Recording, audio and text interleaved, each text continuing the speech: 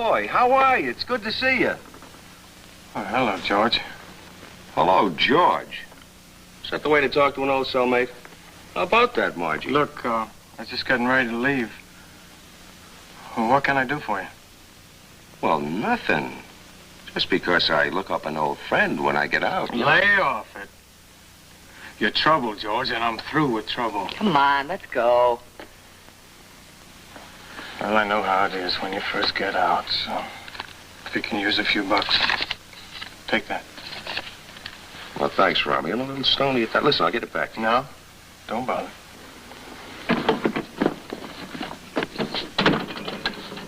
Are you going someplace? Just down at the drugstore. Okay, Robbie. Listen, will you drop me and Margie off at the bus stop? Huh? All right.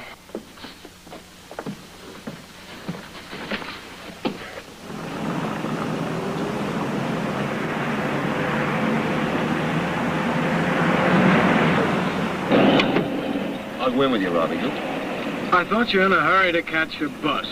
I'm out of cigarettes. Anyhow, you want to get a magazine or something, weren't you? Sit tight, honey. We'll be right out.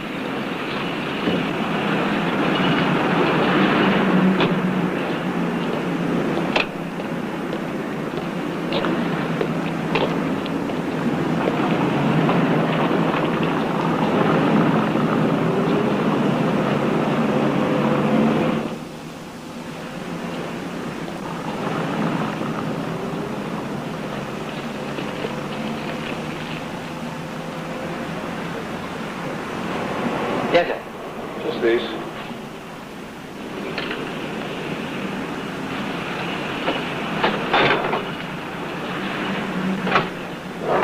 Anything? All right, get in the back room. Go on, get in the back room.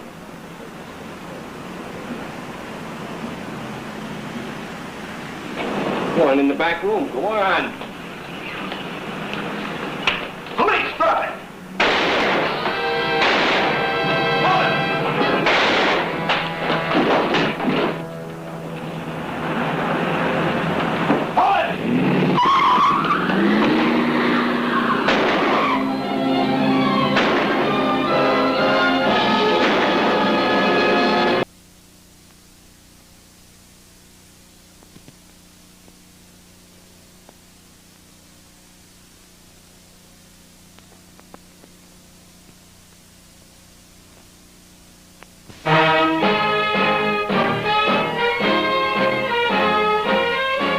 If there was any man in town who should have known that I couldn't possibly concern myself with a routine criminal case, it was Harold Stern.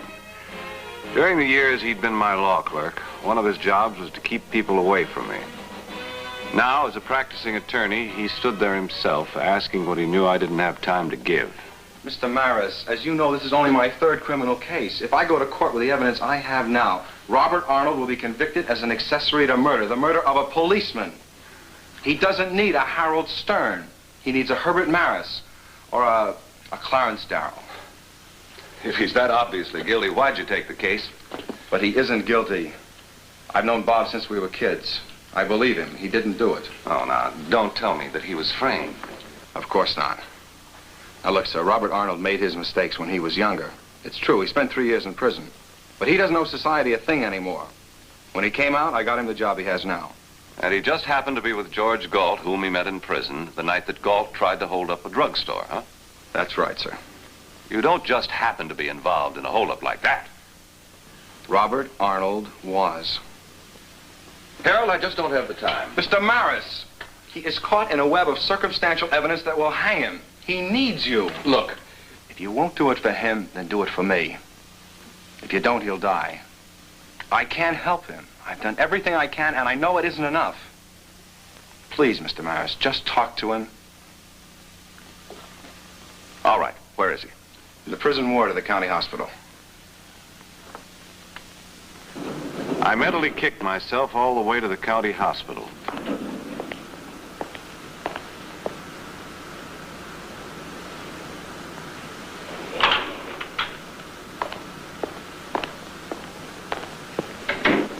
I knew that if the evidence against a man was so strong that even a smart lawyer like Harold Stern felt he'd be convicted, the man is usually guilty. But I also knew that Harold Stern was honest and put into practice the high ideals he professed. So I convinced myself that I owed him this much.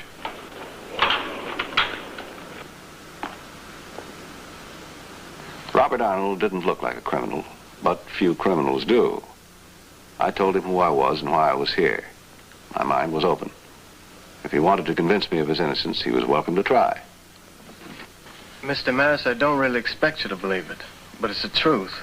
Stern told me you were driving the car that night. Why'd you pick that particular drugstore? Just because it was close to where I live. You see, I was going to buy a magazine and then drop them off at the bus. Miss Margie is the girl you claim was with Gault that night. That's right. The police say that Gault was the only one in the getaway car. I can't help what the police say. Mr. Maris, maybe she got scared and ran when she heard the shooting. I don't know, but she was sure there when we went inside. When was the first time you were aware that anything was wrong?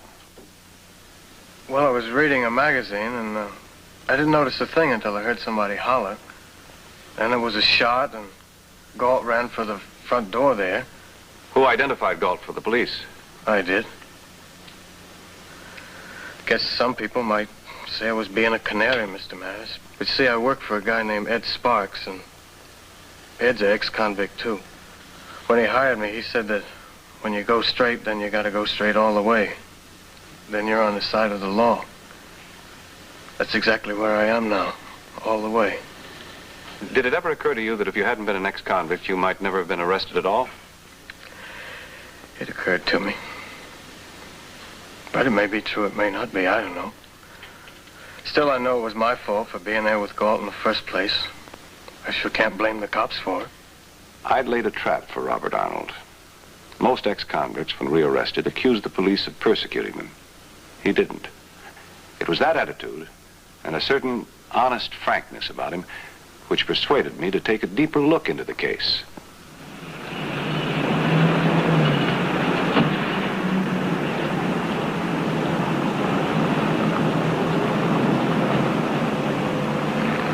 The owner of the store Gault had tried to rob was named Thompson. Mr. Thompson remembered the holdup indignantly, as he had a right to do. The ironic thing was that he'd been held up 3 times in the past 2 months, so the police occasionally staked out his store as a matter of routine. Then I asked him about the girl Arnold claimed was in the car. Mr. Maris, I don't know anything about any blonde. To tell you the truth, I didn't even see the car. Maybe there was a girl outside, maybe there wasn't. Had you ever seen Arnold before the night of the robbery? You mean the fellow at the magazine rack? Oh, sure, he comes in sometimes, buys a little something, mostly magazines. Must have read a lot. Don't you think it's strange that if a man like Arnold was going to plan a robbery, he'd have picked a store where he'd almost certainly be recognized? Well, I never thought of that. It does seem kind of funny, doesn't it? It certainly does.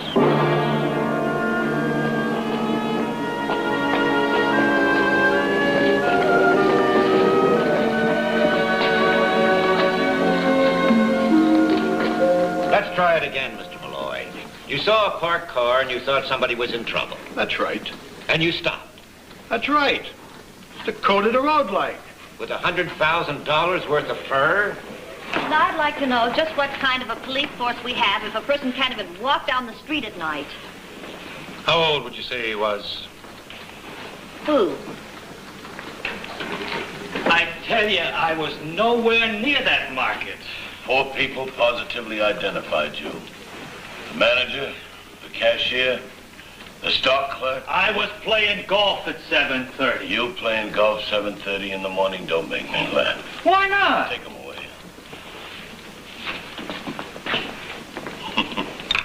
Hello, Counselor. They get tough pretty fast, don't they? Oh, they don't stay tough long. That one won't anyway. A few hours in the tank, you'll come up with a new set of lyrics. Sit down. I don't suppose you came here to invite me to speak to the Bar Association. You're holding a Robert Arnold in the prison ward, aren't you? That's right. You interested? Yes, I've been looking into it. Well, I know you don't waste your time on things you don't think important. But the officer I have handling that case is one of my best men.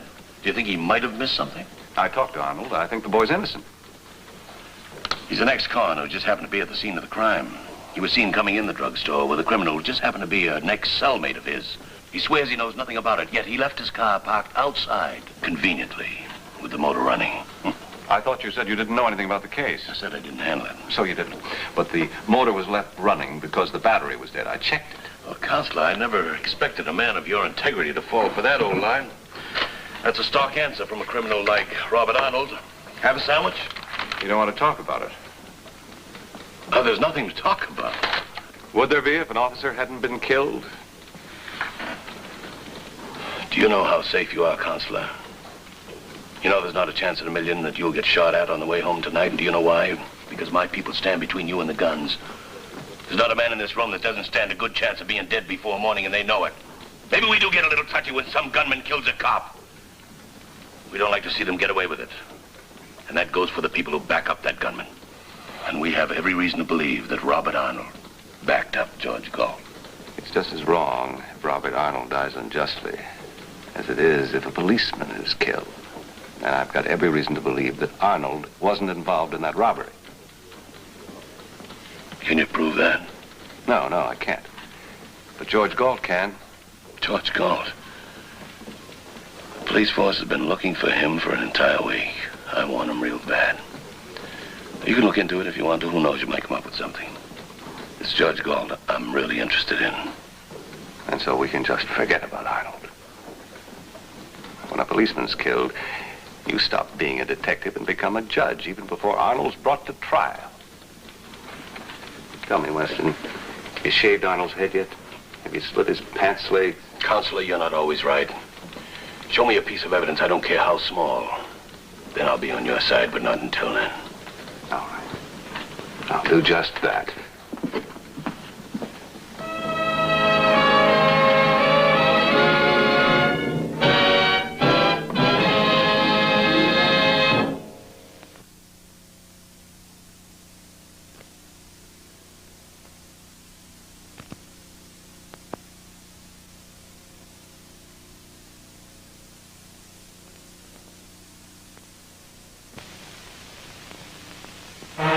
The name of Ed Sparks, Arnold's employer, had repeatedly come up in the course of my investigation.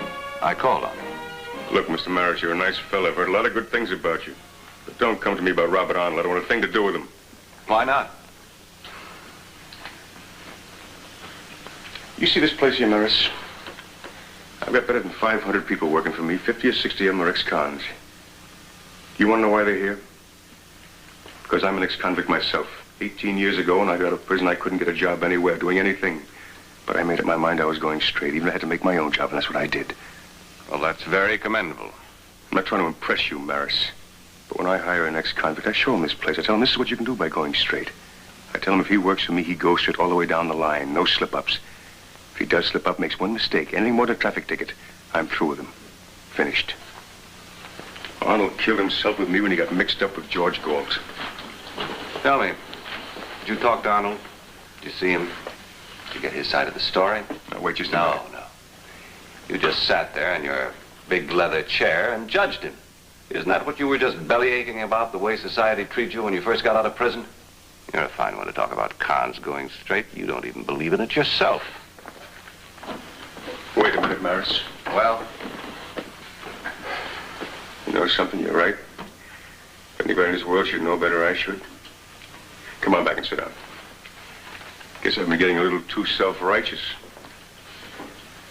So you really think Arnold is innocent, huh? I really think so. You'll have a hard time proving it. Well, I can't prove it at all, but there are two people who can.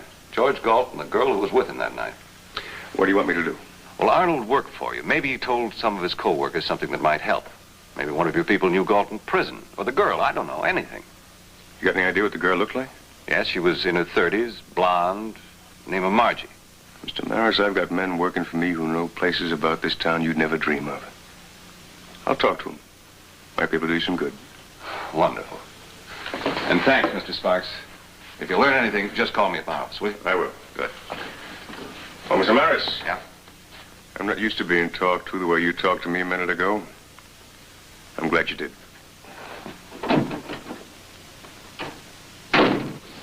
That night, Ed Sparks brought me the news that one of his drivers had known Gault in the old days. Gault had run around with a blonde girl named Margie then. All Sparks' man knew about her was that she used to work as hostess and taxi dancer in the river district of town, and had served a sentence in the state women's reformatory. There they are, 3 of them, all Margies. And you were right. Vice said one of them used to run around with Gault before he was sent up. Now, if your man can pick the right Margie out of these 3... But if he picked her out of just 3, you might say he was just lucky. But if he picked her out of 7... Can I take all of these over to the county hospital? Sure, I'll go along with you. We showed the 7 pictures to Robert Arnold. He'd never seen the first 4. But he positively identified the 5th, Margie Cleaver, as the girl who came to his room with George Gault, the girl who stayed in the car when the holdup took place. You told me that Cleaver dame hung around the River District. Now, if I gave you copies of her picture, you suppose you could concentrate your salesman in that area for a few days? Who knows? If she's there, one of your men might just knock on her door. The next morning, Ed Sparks passed out a copy of Margie Cleaver's picture to each of his driver salesmen. He instructed them to call him immediately if they saw her anywhere. During the next couple of days, a blonde woman couldn't move in the River District without being scrutinized. We averaged between 5 and 15 false Margie Cleavers an hour. Not only did they not locate her at first, but they were so engrossed in the search that Sparks' salesman forgot to sell can openers. It's only $1.50. Don't you want one?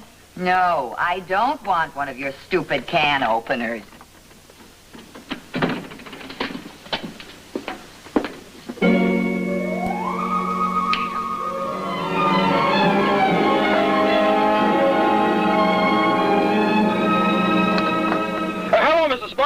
Hi, this is Hal Auerbach. Look, I just found the girl that we're looking for. Half an hour after Ed Sparks was told that one of his salesmen had located Margie Cleaver, I rang her doorbell. Well, hello. I'd like to talk to you for a minute, Miss Cleaver. Miss Cleaver? Miss, if you don't talk to me now, you'll be talking to the police next. You're not a cop? I'm an attorney. I don't need a lawyer. Are you sure? Oh, well, okay. Come on in.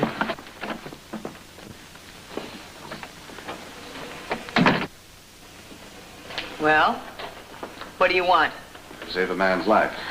Robert Arnold. I never heard of him. And I suppose you never heard of George Gault either. George who? Oh, look, Miss Cleaver. A man by the name of Robert Arnold is about to be tried as an accessory to the murder that George Gault committed. You know where George Gault is? I've got to find him. I've never heard of George, what's his name? And even if I did, do you think I'd blow the whistle on a killer? I got my own neck to worry about. Arnold swears that you were in his car the night of the robbery. Yeah, I read about that in the papers. Cops say he's lying. Well, the police aren't so sure anymore. They've got a theory. They figure that anyone who was sitting in that car, not expecting bullets to start flying, would drop to the floor when the first shot was fired. I'd do that, wouldn't you? You get out of my house, mister. I didn't have any trouble finding you, Margie. And I'm not nearly as efficient as the police. And I wouldn't try calling him and warning him. The phone might be tapped. Get out!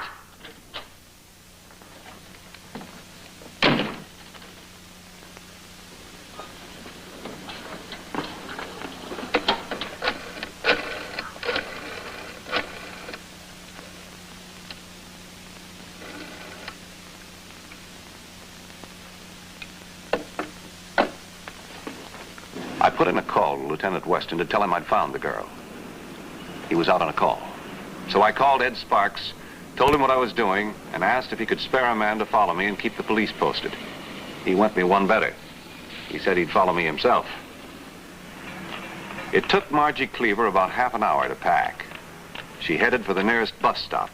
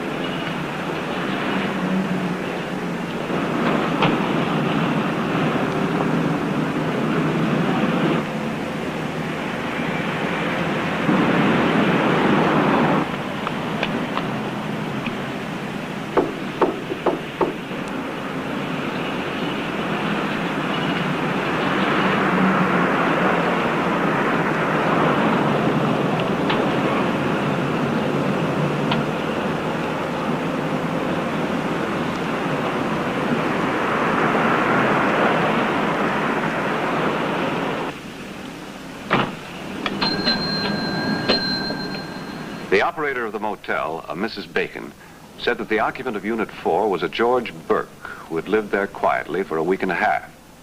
When I gave her a description of George Gault, she said it sounded like Mr. Burke. I asked her if I could use the phone.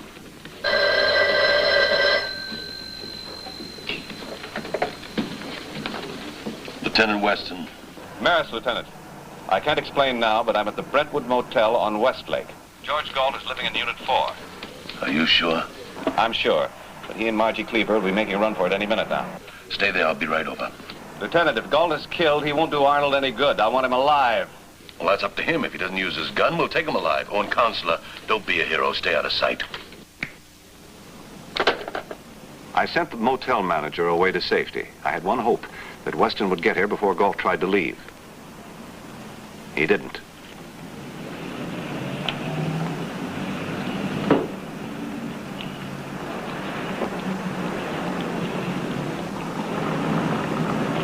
Wait a minute. That's Maris.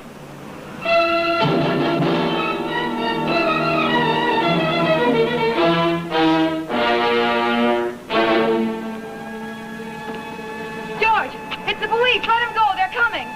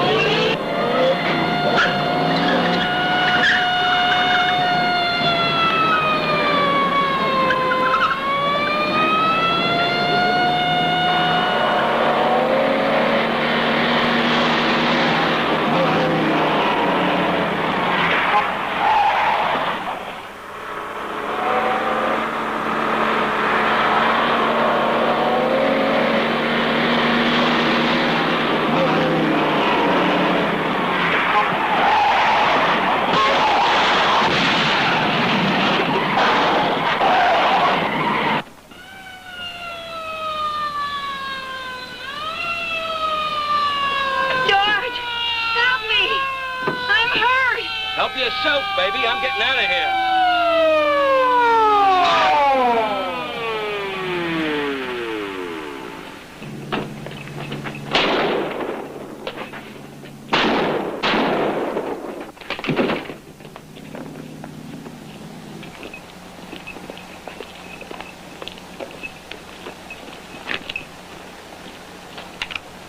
Sorry, Herb. I told my men to shoot only as a last resort. You can see they had no choice.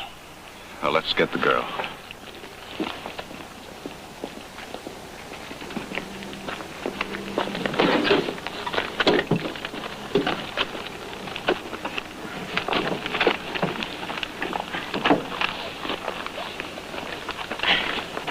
I think my leg is broken. It'll be taken care of. Oh, Margie, he left you in the car again, didn't he? You were in the car that night, weren't you? Yeah, I was in the car. Afterwards, I was afraid... Did Robert Arnold know Gault was going to hold up that drugstore? No, neither did I. I don't even think Gault did. It isn't the first time that he pulled a heist out of thin air. You'll testify to that? Yeah, I'll testify. I don't owe him a thing.